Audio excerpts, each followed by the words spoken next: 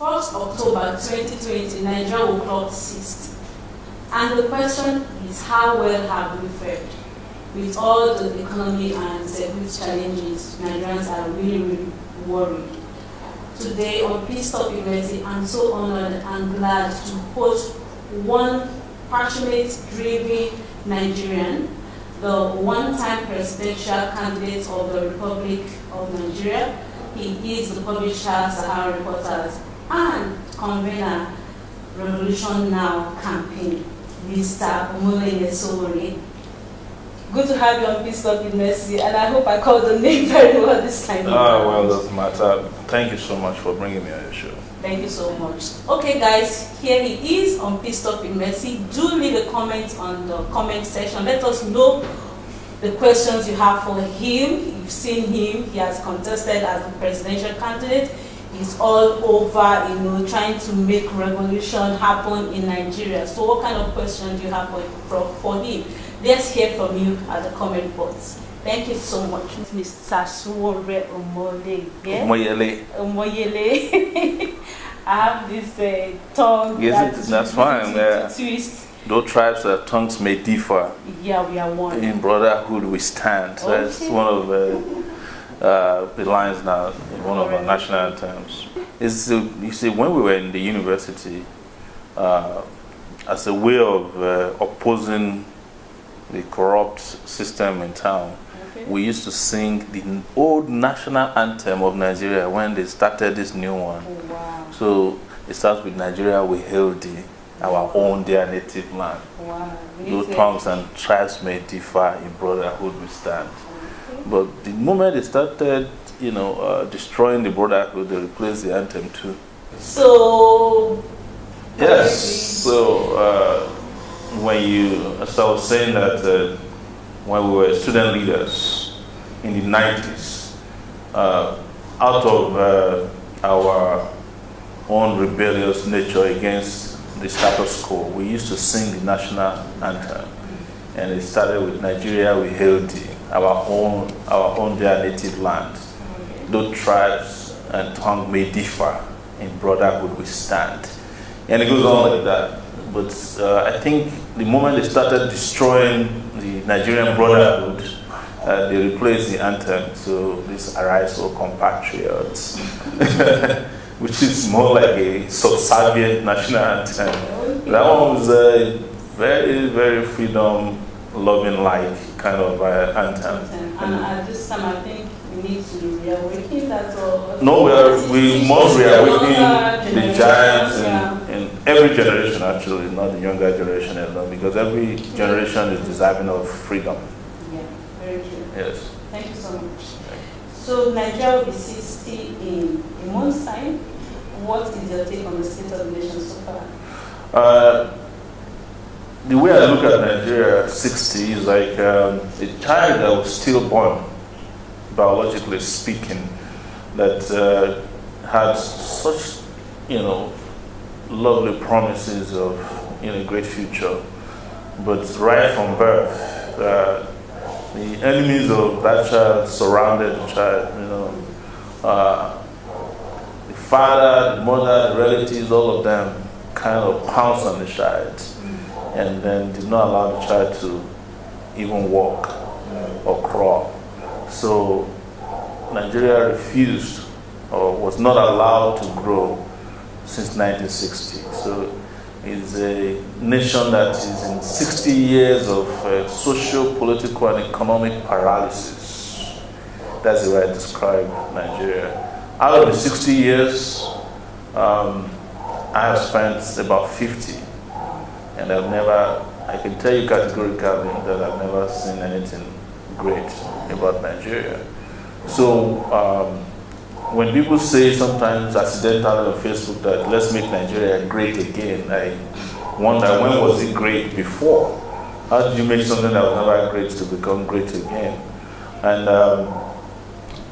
the reason is simple. Leadership has been a problem from the beginning. That is why today Nigeria has mostly been governed by its ancestors, people who are older than Nigeria itself. Yes. You rarely can find anybody who is president of Nigeria today who was born in 1960. It's usually people who are older than Nigeria kept governing Nigeria, because they were the uncles and relatives I was telling you that pounced on the newborn baby from day one. So that's why we're where we are. So there's nothing really to celebrate about Nigeria. And as a result, so I can come forward on October 1, instead of celebrating, we will be protesting against what has happened to Nigeria in the last 60 years. Okay, so the major problem for Nigeria is leadership? It is. It should be governed by ancestors. It's been governed by its ancestors, and mostly it's like Nigeria has been governed by its enemies. Yes. It's a strong word. I know you do peace talks. Yes. I do justice talks, Peace and justice. We can't find peace without justice. Yes. So we cannot remove justice, and because what we typically have had in Nigeria over these years is the peace of the graveyard. Yes, it's not the kind of peace that emanated from justice. And that's the only way you can have sustainable peace, when there is justice. So peace of the graveyard meaning you're dead to find There's only peace because everybody's dead, practically. Or those who are not dead are afraid of death. Okay, so That's peace of the graveyard. you talked about how Nigeria has fared so far. And you said Nigeria was never great. We thought Nigeria was great because at the point we heard that the school fees was paid by government. You go to school and you eat very well, being fed by government. The prices of things were quite good and reasonable. So we thought we had that kind of history. But hearing from you that Nigeria has never been great. The history of a great nation can be gleaned from its history as well, right? Yeah. If Nigeria was such a great country, they would not have scrapped history from our curriculum. Because look at me, when I was younger, we used to go out for Independence Day parade, and they used to tell us about all these, great leaders that were leaders of Nigeria. And when we got to the university, we discovered that it was a scam, and we had to fight the same leaders that were told were great people. Because when our eyes opened, we realized that they were not the great kind of leaders they thought they said they were. So it was packaging, of people who were not who they claimed to be. But are there any lessons we can learn from events of the past that shouldn't be repeated? Like from the 1967 Civil War? It's only that Nigeria and leaders in Nigeria, they don't learn. They're like the Bourbons in France. They said there's a word about them, they're saying about them that they learn nothing, but they forget nothing. They don't learn. Because what brought us to war in 1966 was the rigging of elections that started around 1963. And the problem just continued, and eventually there were disagreements. And that led to war, because there was a coup in 1966. And it dragged on, there was a lot of crisis. And then by 1967, we had gone into full-blown war that ended in 1970. A year after that, I was born. I was born in 1971. So what did we do in 1979? Election. Rigging again. What did we do in 1983? Rigging of election. What did we do in 1993? Perfect election annulment. Right?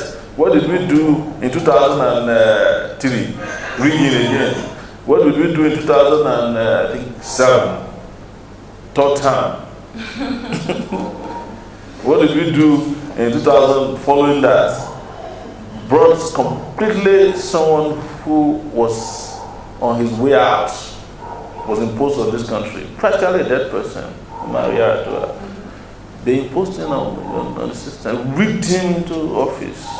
The man came back and said, yes, for the first time, he was the first person to admit that he was rigged into office. Say, well, he will fix it, but he never lived to fix it. Yeah.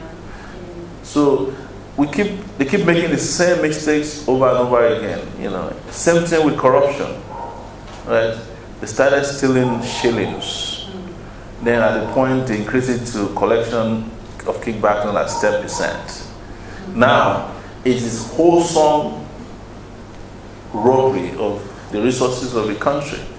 You find contractors. Before contractors will take a contract, then they'll give the civil servants 10%. Today, civil servants will ask you, we are giving you this contract to share the money between the two of us. Not even go near the location of the contract.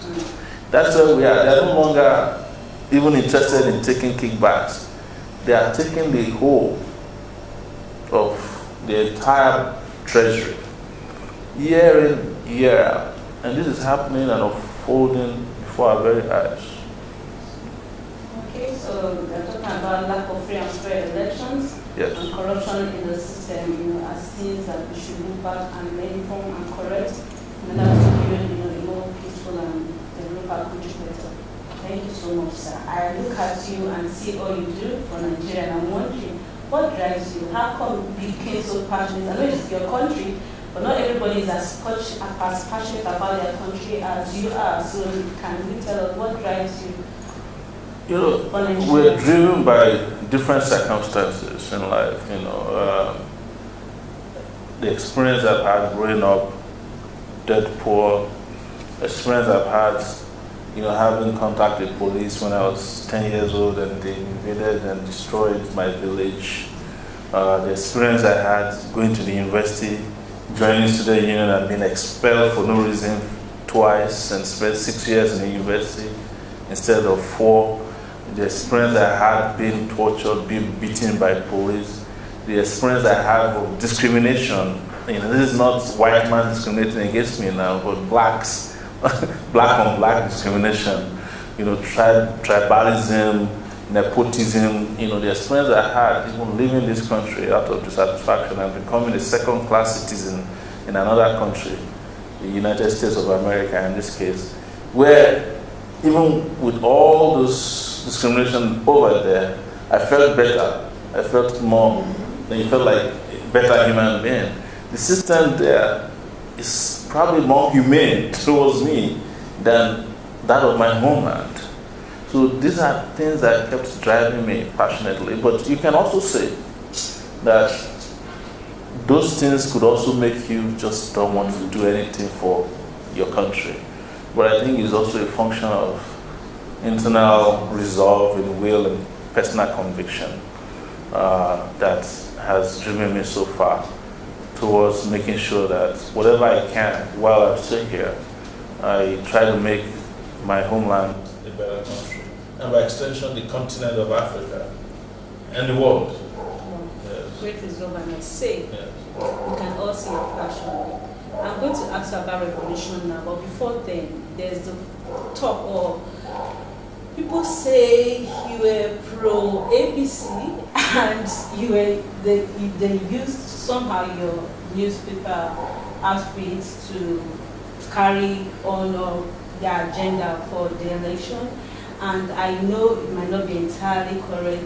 Is there something you have to say about that? Look, people generally in Nigeria, people they throw excuses at you.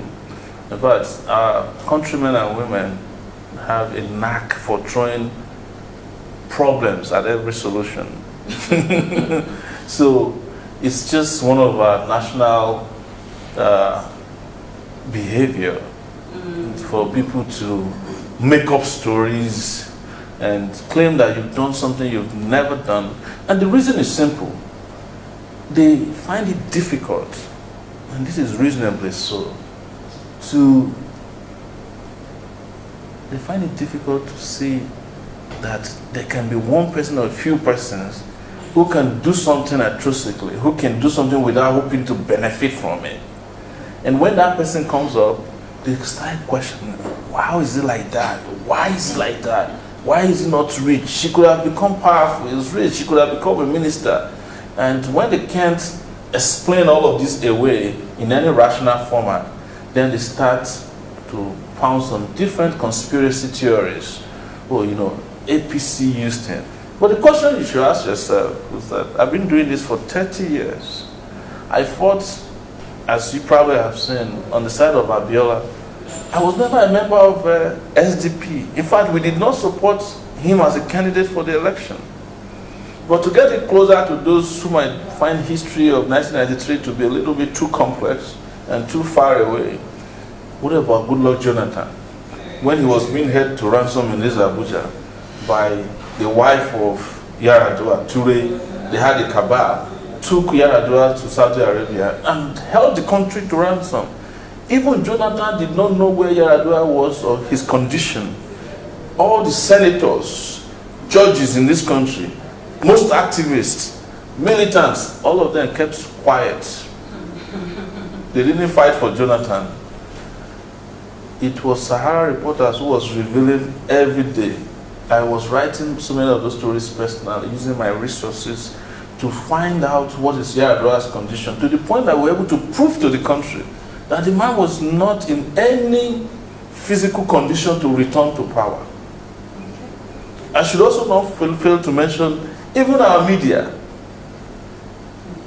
They connived with the Yar'Adua cabal, some of them international, local, and they were lying that the man is doing exercise, he's reading the constitution, is coming back. The military in this country returned Yar'Adua back into Aso Rock, half dead, brain dead, and claimed that he was still in power. This same little person you're seeing here, from the comfort of a keypad and a laptop, was churning out hourly results and reports of what was true. And who was I supporting that time? PDP. So when the PDP guys came under Jonathan and start messing up, I usually never leave my watchdog post. I resumed and started revealing their own corruption to the world. None of them has been proven wrong till today. $50 million has so far been recovered from the wife, and she doesn't have a cocoa farm. They took umbrage at that. How dare you, little boy, again? You have started your trouble again. So, and because they fell upon their own sword of Damocles, they have to blame somebody. So I became the scapegoat. And when this current regime of APC came and they started messing up, immediately we started doing what we know how to do. What did they do? Package Sowore in the middle of the night into a DSS truck, jail me for 5 months. Who am I working for now? PDP? So there's a general confusion, but these narratives are sold by powerful people. And I have said it severally. Things that people don't understand about me is that I'm an equal opportunity offender. I offend whomever goes wrong, as far as my conscience can tell. So it doesn't matter whether you are APC, PDP, I don't see you. I don't see flags. I don't see political logos. I just see leaders who should be doing their jobs and who turn themselves into rulers or thieves. I go after them with the same zeal. In fact, over time it's been proven that I've gone more ferocious, government after government. And the scars are there to tell. Before I couldn't even enter this country through the airport for years. They have my name at the airport anytime, so I had to be going through Ghana, Benin Republic, even under democratic rule. Most people don't know these things. And do you think that in the process of doing it, they don't approach me with position or money? They do. But because I'm not on the take, you can't find anybody amongst them who will say, oh, Sowore took money from me to do what he's doing. Never. When I was offered position under this Jonathan, I rejected it. I said, I'm not interested in position. I can't even survive 2 hours in the government house, either as an advisor or a minister, because I will tell you the truth. And you probably ask somebody to shoot me on the way out of the room. So I can't fit into this system political agenda. And then I'm glad that people think I'm powerful enough to bring in any particular government or bring down any government. But I think that is also exaggerated, because I would have used the same power to bring myself to office in 2019 if I was so powerful when I contested against Buhari as a presidential candidate. Thank you so much. That clarity is really needed. Sowore has not been brought up. He fights any government that does wrong, and that is who he is. Thank you so much, sir. So now to Revolution Now campaign and protests. What kind of revolution are you trying to achieve in Nigeria? Any system of oppression that doesn't give people the breathing space to develop, to aspire to greatness, to fully explore their potential, is always due for not servicing all the time, most times replacement. Yes. And a revolution is the solution to that. So Revolution Now was our response to our diagnosis of the Nigerian problems, that it has passed a stage of just ruffling the feathers of people in power. We have also passed a stage of reform, because the system cannot reform itself, and it had tried over the years to reform itself. The results are abysmal. And the last one is replacement. The system has to be completely replaced. And I came to that epiphany in 2019, finally, after I ran personally an election, traveled around this country, and saw the farcical, outcome of leadership. How leadership is such a joke. And then participated in an election that did not happen. They had packaged the election results even before the day of the election. And I said to myself, we cannot continue like this. The system is unsustainable. And that I will go ahead and mobilize others to put an end to that system of oppression. So when it started, a lot of people did not understand. They were running after me with dictionary. What's the meaning of revolution? Unfortunately, I was not around to answer those questions. In fact, the day I was arrested, there were 5 million searches on Google of Nigerians asking the meaning of revolution. Instead of the 5 million people to come out, they were on Google searching the meaning of revolution. If they had come out, Google would have redefined revolution itself as a different. The dictionary meaning would have had to be expanded. But it's not the dictionary matter, it's a matter of dynamic nature of human beings, that we cannot just be held down in the same place, same spot for 60 years. In Nigeria's case, for over 100 years, since 1914, when this country, not nation, was created by the British as a business concern, pretty much. And instead of our leaders to move us into a space of national cohesion, respect for human rights, economic equality, justice, equity, they kept moving away from it. And the result we have is this Nigeria you see today is broken. As we're sitting here, what's on your mind? You're hoping that electricity doesn't go off after 60 years. Maybe on your way home, you're hoping that you make it home, that the roads can take you to your destination. When you go to bed at night, you're hoping that someone doesn't break into your house, because if they do, there's no police coming to rescue you. You're hoping that if you send your children to school, they will not become more ignorant than they left home. You're hoping that if you get to the hospital, you're actually wishing that the doctor doesn't give you a wrong prescription that not only complicates your health situation but kills you.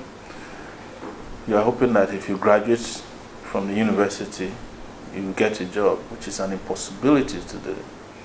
But while all of us are going through this hard, self-imposed hardships. A minority, tiny clique of leaders are having a great time.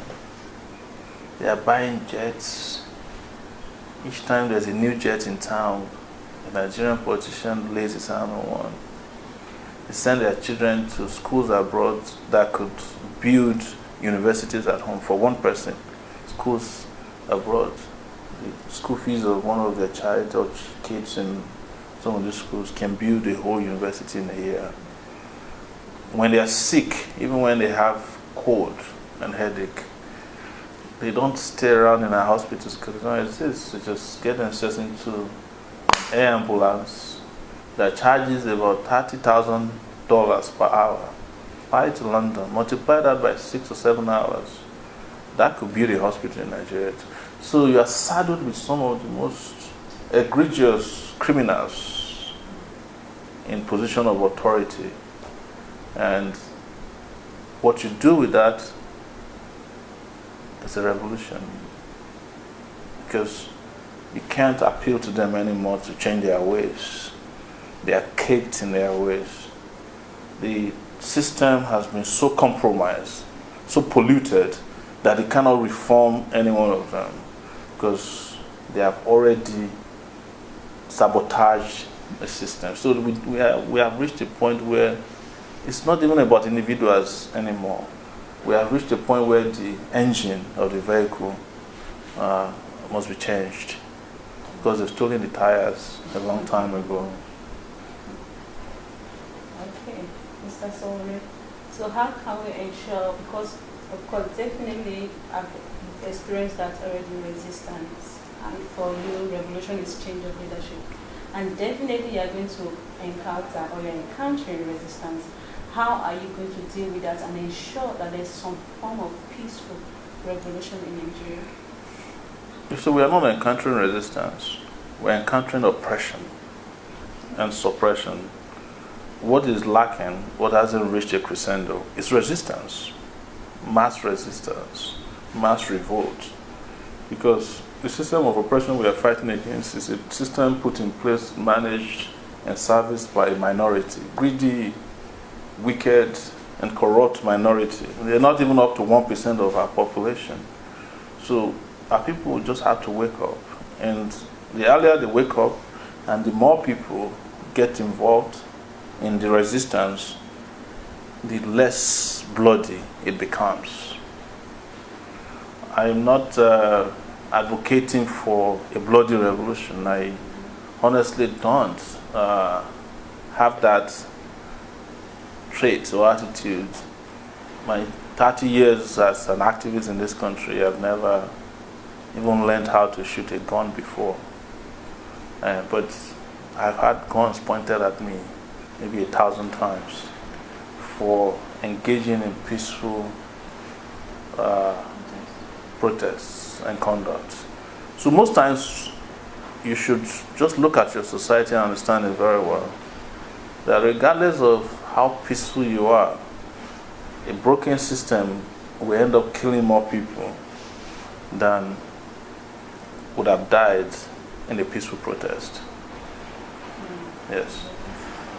Yes. And what you're saying that is, if we had our way today, at the end of today, to get the statistics of people who die in road accidents, you'll be surprised. If we had a chance to get number of people who die as a result of negligence and lack of drugs and equipment in a hospital, you'll be shocked. If you get a way to find out how many women die because they can't have their babies the way they want to, assisted, you'll be so shocked. How many kids don't even make it out of their baby's, their mom's womb because of the broken system? So if you don't kill the system, if you don't kill the switch, the system is going to kill you anyways. It's going to kill you. Okay, so do you believe in one Nigeria? Oh, I've said it. I've said it from the point of view of a Pan-Africanist. I'm not even like, I don't only believe in one, I believe in one Africa. I wish that the African continent was a country because I've lived in a country continent before. The United States has 50 states. That's sort of 51, I think. Some of its territories are there too. And just one state in the US is bigger than Nigeria, Alaska. Texas is 75% of Nigeria. California is just half of Nigeria. And there are 50 of those states. Nigeria is not even big. But part of the lie they sell to you is that Nigeria is too big, it's too complex to govern.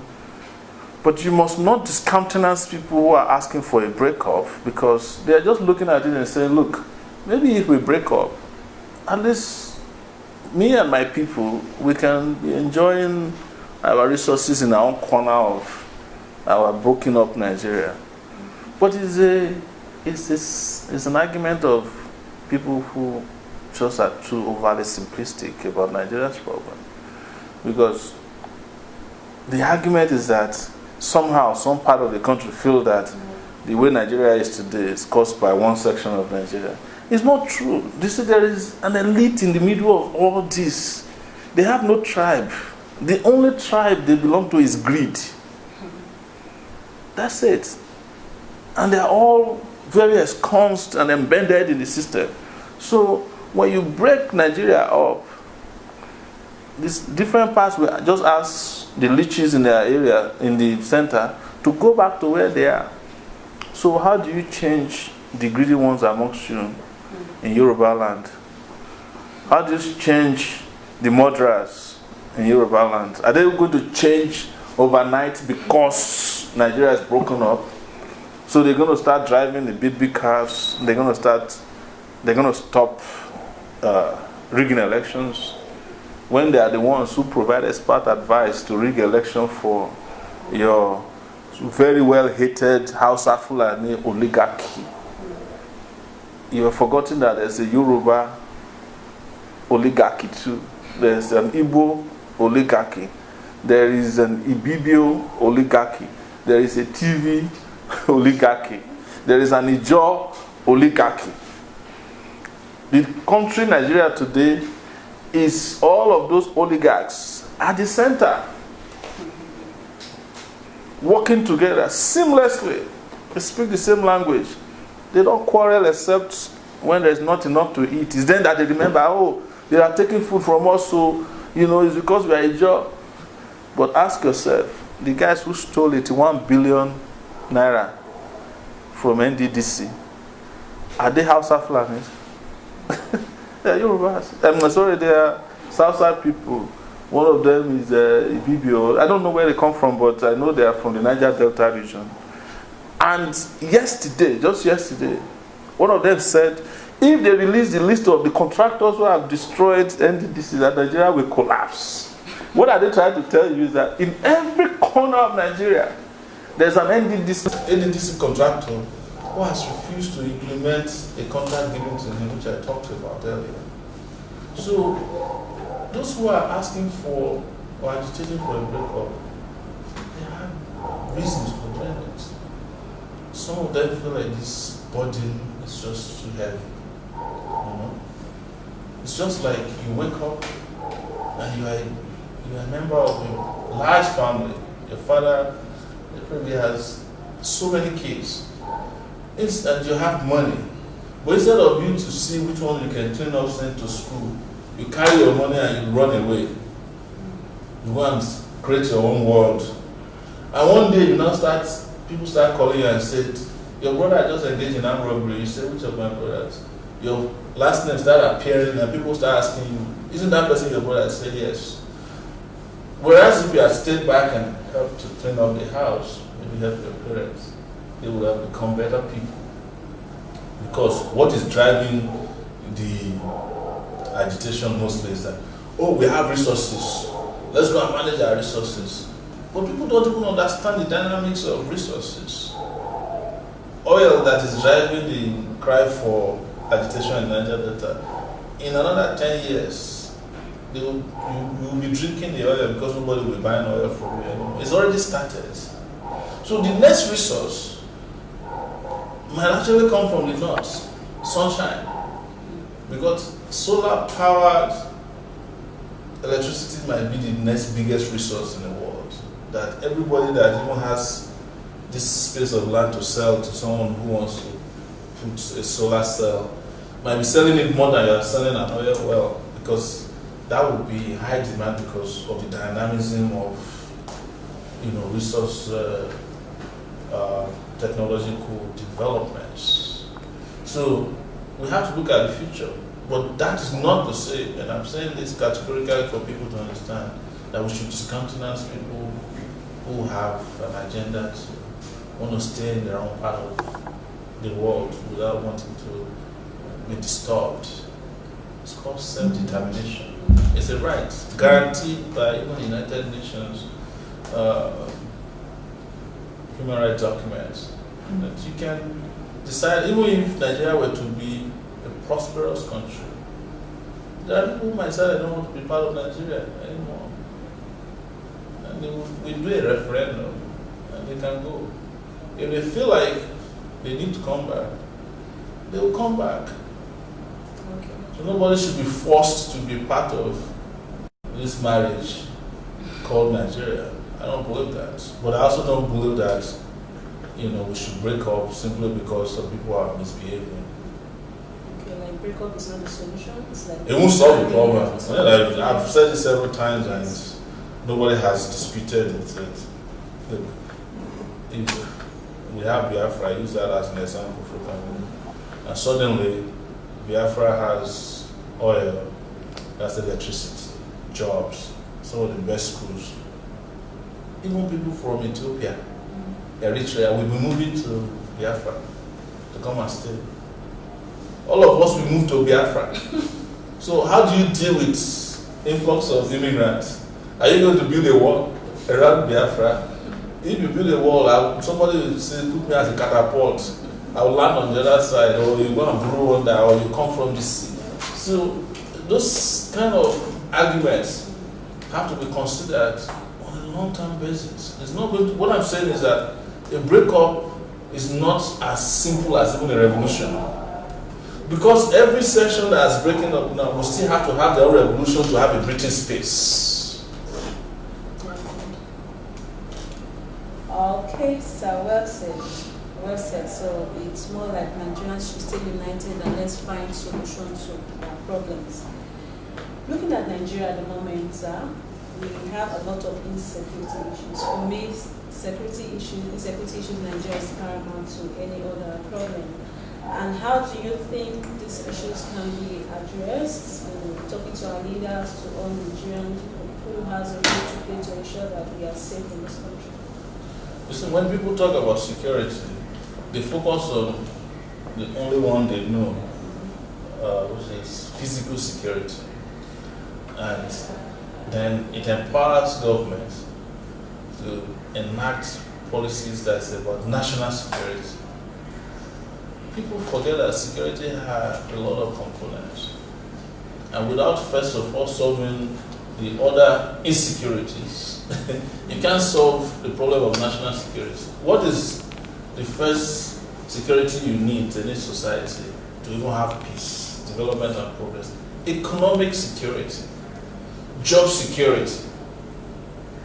Because when you have educational security, right, you have power, you have great health.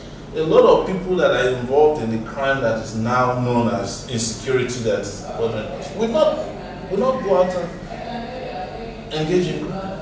The time that maybe your parents told you or your grandfather told you that Nigeria was slightly okay, people used to leave their doors open.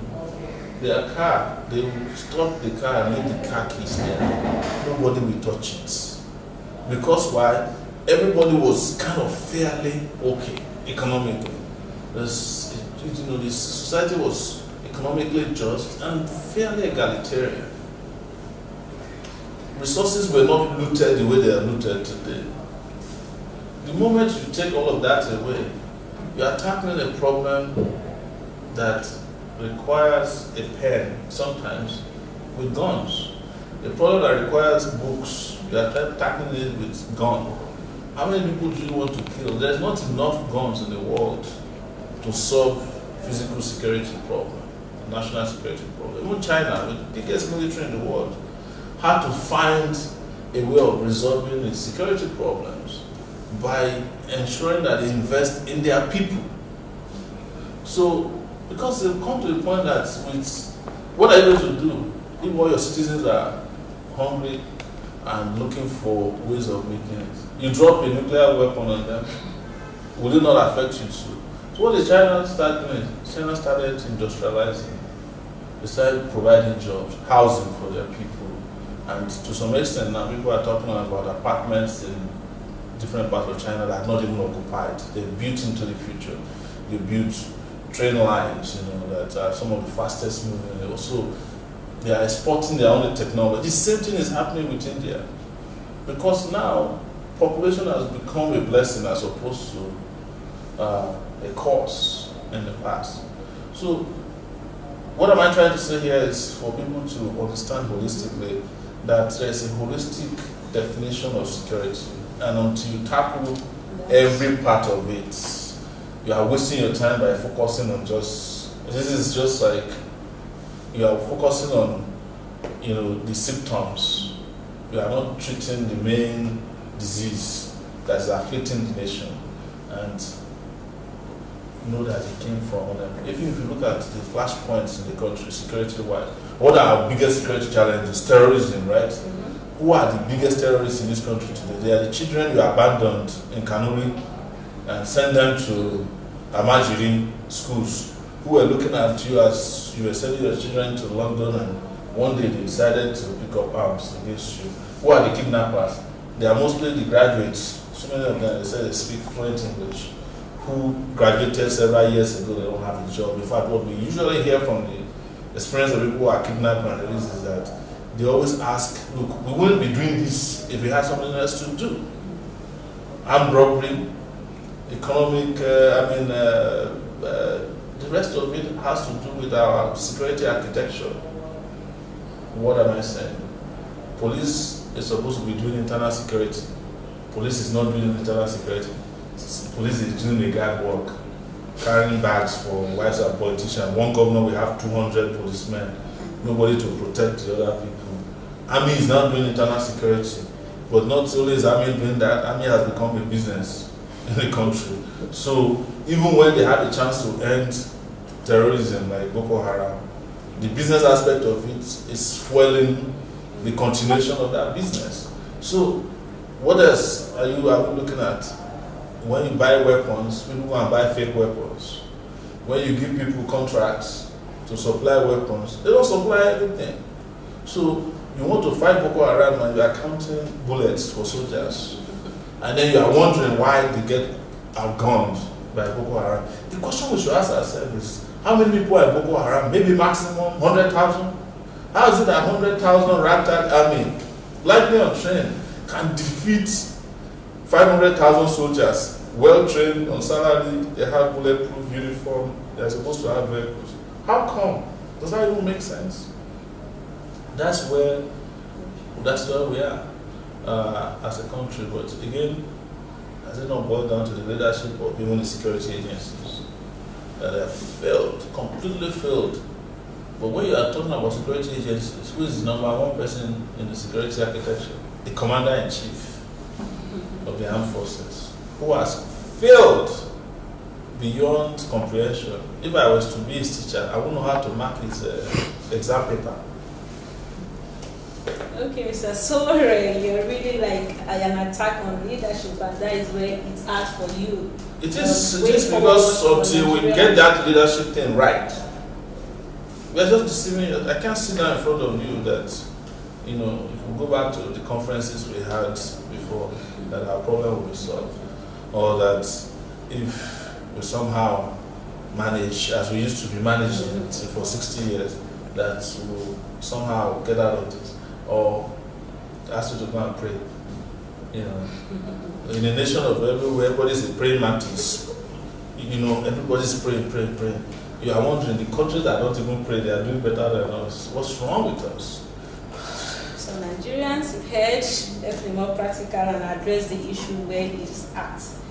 I'm going to be asking talking about the South African experience, how Nelson Mandela was jailed for 27 years, and when I heard Mr. Sowore went to jail, I'm like, maybe he's going to come out and then be Nigerian Nelson Mandela. In that he came out with a model of forgiveness, understanding, love, tolerance, and he was able to use that to bring about some kind of revolution in South Africa. Where is the place of bridging that gap between quote-unquote enemy opposition and then having to be able to relate and work together in ensuring that kind of peace and development? Let me tell you two major things about Nelson Mandela, right? Nelson Mandela would not have survived for 27 years in a Nigerian prison. I tell you that straight up.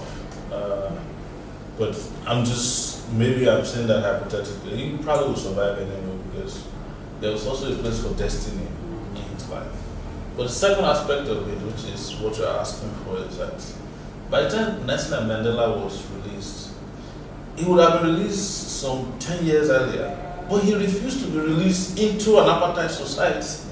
He said to them, look, as long as you are holding on to your apartheid mentality, you might as well just forget me here because I'm not coming out to come and help you meet in the middle.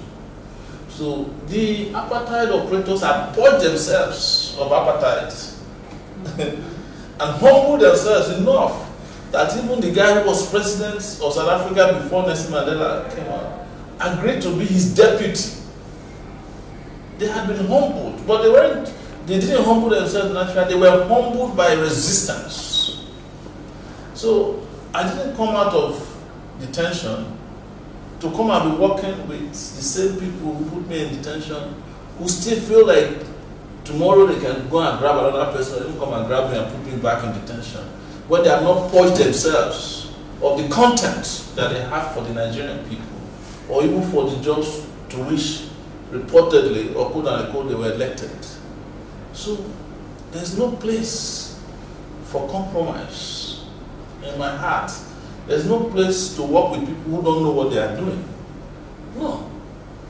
Even when I was in detention, the last interrogation they had with me, they were asking me what do I think is the solution. I said, you can deceive yourself all you want. Every day people are giving you solution on TV, they are writing you letters. Your hearts have been hardened. The only solution is for you to self-destruct. I told them. I said, Sowore, why are you taking this personal? It's not personal. But there's something personal about freedom. There's something personal about progress. I feel personal about seeing a country that at night you can go anywhere you want. You can go to hospitals that you like, and that you can drive from here to Enugu, and you are not either shot by armed robbers, kidnappers, or the police. That people don't get kidnapped by either police or states and tortured. If that's the country we want, yes, there will be a place for working together. But as long as you want to be embezzling money and when you are asked questions you faint, there's no place for us to work. There's no meeting point. There's no middle road in those circumstances. So that's why I have been very clear about where I want to go. And they have heard it from me directly. They heard it on record, even when I'm under detention, or when I was under detention. Okay, well said, sir. So what's up for 2023 for you? Are we expecting a presidential candidate from you? See, people are putting the cart before the horse by talking about 2023. I'm saying it categorically to Nigerians that the way we are going, this country may not make it to 2023 if they keep running the country the way it is now. And even if it does, it has been conditioned or designed to fail in 2023. What is failure? They will do no election in 2023 and announce a winner because the result has also already been prepared. So for us to get to 2023, we must go past 2020. We must survive 2021, 2022 in a condition of resistance. Then when we get to close to 2023, it will be clear to everybody that we can participate in free and fair elections. Yes. But to now help them, legitimize their ways of doing things, this crooked way of doing things, I say, well, I'm going to raise up my hand in 2023, come and vote for me. And then when it's time for counting of votes, they will allocate some numbers to me, and everybody's going to sit down. So maybe you participated in the election. You understand? This is not my own idea of participating or participatory democracy. For you to participate in a participatory democracy, there must be democracy first. And a democratic process must meet certain thresholds. And until we meet those, we can't even be making bogus announcements now. Okay, so what would you do differently if you were in that position? I know you've said so much about leadership and how good leadership is key. Imagine, like, you look forward to your presidency anytime soon. Yes. So what would you do differently? Restore security, power, infrastructure, stamp out corruption with the use of technology, openness and transparency,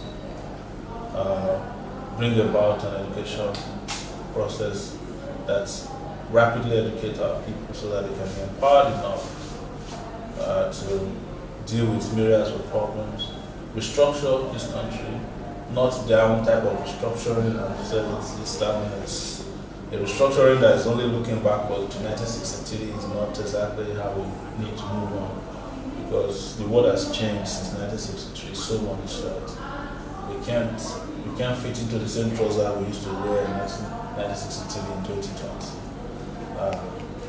Bring about a health revolution as well that takes advantage of the global technology that's now available in the health sector, and includes telemedicine, where someone who is in his house here in Abuja might even have access to a doctor in the US, because you provide the opportunity and you provide the gateway for those kind of interactions to happen.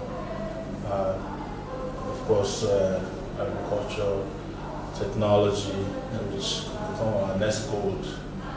Not these goods that they are packaging, the one they brought from Saudi Arabia and then took it to Zamfara and designed their name on it and took it to Sowore. No, those are not the kind of resources. You see, what this country needs most is to develop its human beings to become self-sufficient, to become productive, to have what we have never had before, an industrial revolution. We can't have all of this without the base. And what is the base? You, for example, can't have industries when you have no power. You can have transportation and integration, even the unity of the country. To unite one place to the other, I said you need roads to connect them. When people are living in their own cocoons and bubbles of poverty, how do they reach each other? So many of this unity thing we appreciate about, do you know that they disappear if people feel that they can get a job in Kano and can travel to Owerri, not by air alone, but by train, and on the weekend and they are back, because the advantage of this kind of infrastructure is that it's even difficult for armed robbers to attack a fast-moving train, no matter how sophisticated they are, or kidnappers. How many people will they kidnap if the train is carrying 1,000 people? And it's moving very fast. You can't even catch up with it. So when you provide these opportunities, for people, they'll start loving themselves. I've lived in the US for 20 years. Lived in New York. New York there's a joke in New York that every family has a representative in New York, but it's never had a tribal war before. Reason is because when people work, they get paid. Nobody looks at them. Well, there's racism there and discrimination, but not at our own level. So the fact that they have access to those things about life, some people don't even want to know the next person on the street. It doesn't concern them because the system takes care of everybody somehow. So, but here it's because we don't even have enough. The little we have, everybody is jostling for it, and people think if I'm Igbo, maybe I'll get better. If I'm Yoruba, I'll get more. If the guy from my village is the governor, we can steal more. That's not development. It's not progress. So, but it will take brand new leadership that understand how the world works, that's selfless, that is committed, and has conviction and conscience as well, to do all of these things. And these things are easy to do. Forget about what they tell you that, Nigeria is complex. I ask people all the time, if Nigeria is so complex to govern, why is it not complex to steal? Right? You will find the governor, he has stolen $1 billion practically in 4 years. Go and meet the governor today, he'll be telling you, things are so complex. But he's still that one is not complex. But when it comes to doing roads, it's complex. Build schools, it's complex. Then he finishes his tenure, and then they come and show you one estate in Abuja that is owned by one person in 4 years. And that to build the estate is not complex. To build Sowore and all the technology that is needed to make it an ultra-modern estate is not complex. But to do it in their own state for their people is complex. To pay salaries is complex. But to steal salaries is not complex. Right? To build hospital is complex. But to travel to international hospitals is not complex. To build schools is complex. But to send your children to good schools abroad is not complex. Do you see the irony? We need to address the complex state of Nigeria. Yes. Thank you so much. You said so much. We've spent a lot of time talking, but I would like you to speak to young people. There are a lot of young people out there who look up to you in some way. So what would you advise them when it comes to, I'm sure Nigerians don't have lazy youths, but when it comes to pursuing their dreams and then contributing also to making Nigeria work?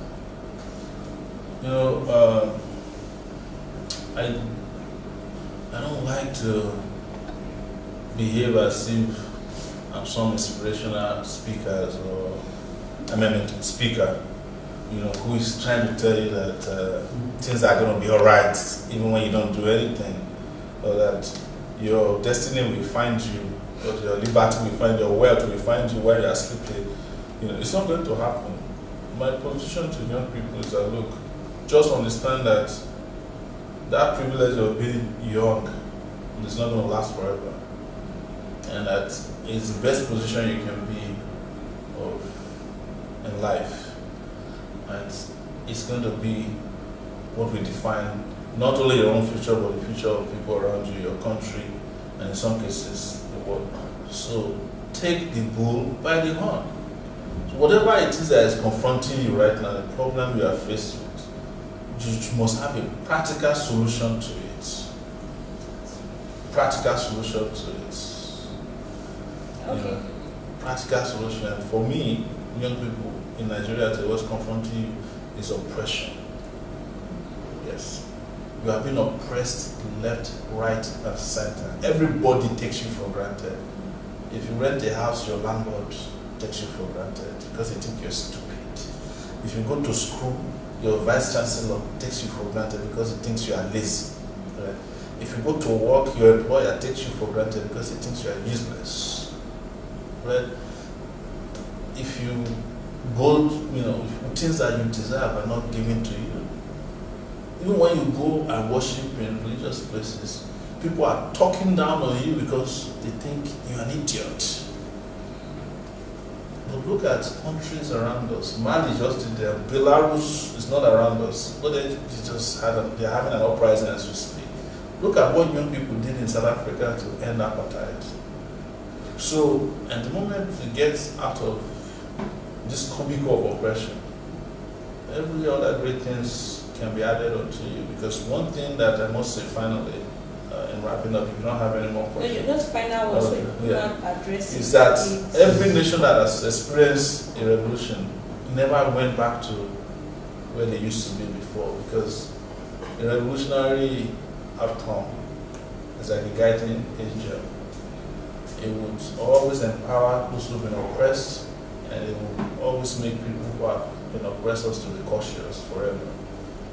Thank you so much, sir. This is Peace Talk with Mrs. I would always like to end with a word of peace. Yes. Finally, how can everybody, for me, I always believe in inclusion, every one of us, having the perception of peace. So from Mr. Sowore, what is your word of peace to every Nigerian at this moment? Is that only justice can guarantee peace. Thank you so much. And on that note, I say peace out. Peace out, guys. Thank you so much, Mr. Omoyele. Omoyele, I'm Yes. always missing it. Omoyele, Sowore. It's a pleasure. It's wonderful hearing from you once again. People out there actually look forward to this. They called me. They really need to hear you, and I'm sure they really got enough of you because we really talked and learned about the issues in Nigeria and the difference you are fighting to make. Thank you for being on Peace Talk with Mercy. Amazing having you, sir. Thank you so much for having me, and hope to talk to you again. Yes, I really look forward to talking to you again and again and again. I extend my greetings, revolutionary greetings to all your viewers. Thank you so much. Revolution now. Revolution now. Now. Yes. All right, guys. Thank you so much. That was the discussion for today on Peace Talk with Mercy, and I hope you did hear so much about how we all have a role to play to ensure that we have peace and development in Nigeria. So this is from me. Peace.